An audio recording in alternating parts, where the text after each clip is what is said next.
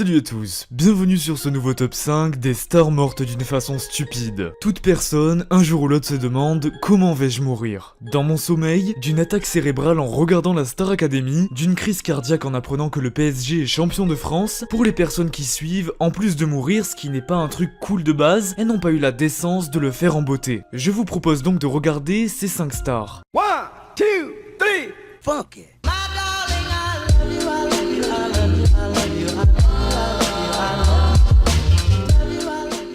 5. Jane Mansfield. La starlette américaine est morte décapitée dans son cabriolet sur la route de la Nouvelle-Orléans par une plaque de tôle s'étant détachée du chargement d'un camion. Pour l'information, Bernard Lavilliers s'en est inspiré dans des idées noires, telles une blonde décapitée dans sa décapotable. J'ai envie de dire qu'elle a voulu faire sa belle, mais ça lui a fait perdre la tête. 4. Bon Scott. Le 19 février 1980, le chanteur d'ACDC est retrouvé mort dans une voiture. La cause principale, étouffé par son vomi après une soirée beaucoup trop arrosée. Comme le dit le grand dicton, c'est un prêté pour un rendu, et sur la même marche du podium on retrouve Jimi Hendrix, le grand guitariste. 3. Échille. Le poète grec meurt à Gela en Sicile après avoir reçu sur la tête, selon la légende, une tortue qu'un gypaète barbu avait lâchée sur sa tête chauve. Je précise qu'un gypaète barbu est la seule espèce du genre Gypaetus, cette espèce de vautour qu'il avait prise pour une pierre. Cela n'arriverait plus de nos jours car pour trouver un gypaète à l'état sauvage, il faut se lever de bonne heure, et comme quoi l'extinction des espèces a ses bons côtés.